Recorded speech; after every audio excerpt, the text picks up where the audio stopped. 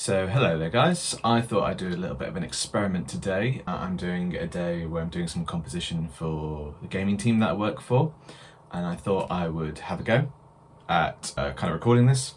Yeah, trying out some new music and seeing if we can create something good kind of in one day basically, and see what we get by the end of the day. So my approach is going to be, I wrote a piece of music maybe a week or two ago, ambient, very chilled track, which was kind of used for more of a cutscene area, and we're going to take aspects and kind of motifs from that and move it over to a different track and try and build up some big orchestration so it becomes a combat piece. So we've come out of that kind of cutscene and then we're using similar motifs and similar melodies and see if we can kind of change up the attitude with it, maybe change the tempo. We could even change the key, but most of all we're changing up the instrumentation. So the reason we kind of keep the core elements like motifs and melodies is because it keeps it consistent with the level of the game, so it kind of matches all up and it all flows together and it all feels like the same thing. Whereas if I started a brand new original piece, it may not necessarily flow with this and it could just be a waste of time. It's not normally a waste of time because you can use it in other parts and everything, but I think we're just going to keep it safe for today and basically build up a big combat piece using parts that I've already basically made. So this is the Logic track that I was doing last time. So it's not a particularly long piece, but it is just for a loop basically. So there's things I like in this. I still like the chord progression. So another thing I can do to kind of help me get into the mode of songwriting, especially first thing of the day, is kind of listen back to the pieces of music that I've already written and kind of get myself in that mindset again, and just kind of almost inspire myself from myself in a kind of weird way, just so that all the music is consistent. So it's never a weird thing to kind of go back and listen to your music time and time again basically. As long as if you enjoy it, it's even better because that's a reward, that you enjoy your own music, which is good. What I'm gonna do, actually, I've just duplicated my previously old track just to make it a little bit easier, and then we're just gonna build from there because actually it's easier just redoing the melody again and seeing how it works underneath chords and stuff.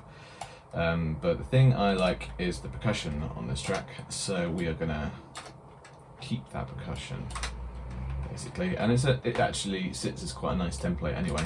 But we're gonna go with that.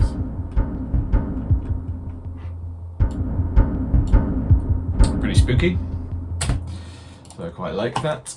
See, now with the droney dun, dun, dun, dun, dun, dun, I think I pitch shift that to actually be in the same key, so to be the root of the original one. So I'm pretty sure the key was F minor, so I think I'd done it in F to get it there. So I like the piano part there. I think there's potential for strings to kind of kick in at that point. So we are going to go for some more staccato, kind of middle of the ground strings. So we're going to change these guys up to be more staccato-y, as you do. So let's have a little look. So they've got a nice bit of punch to them as well.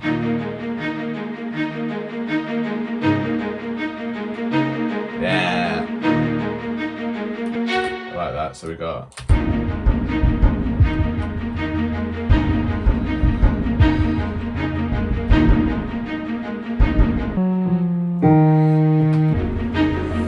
So there's some bits in there where it's I think I will actually just keep it steady.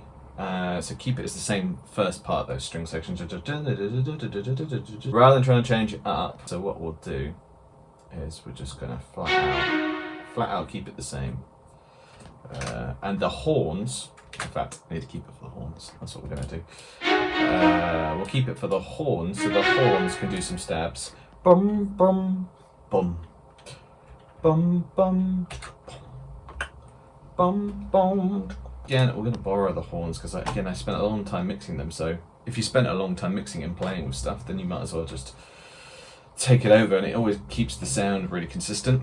And actually, the more that you play it with the newer tracks, the better it's going to sound every time you play with an instrument.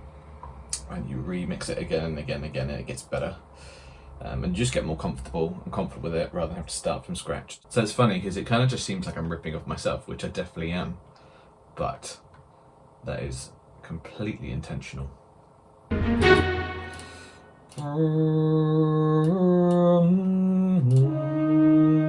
we're going to put a harmony underneath that as well, so we're going to do, and then it's going to travel.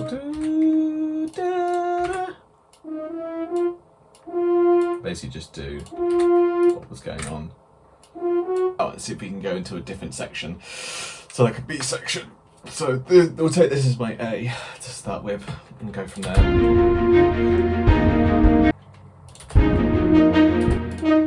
Oh, I like the reverb on that last horn. Woo! If you want to get like easy, nice, kind of atmospheric-y, kind of like fantasy piano, easiest way.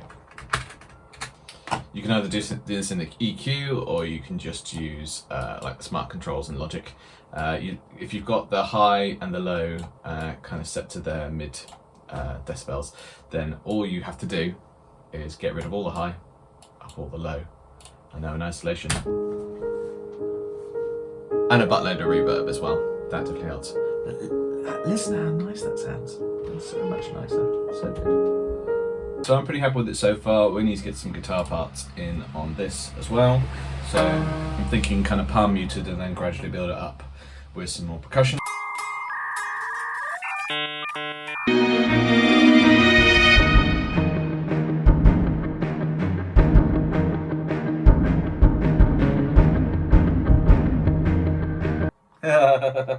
Get a little bit more lift on it. Needs to be a really strong start as well, I think.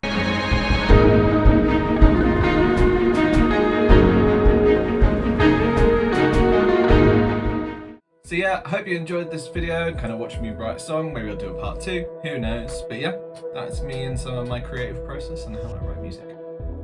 Thank you for watching.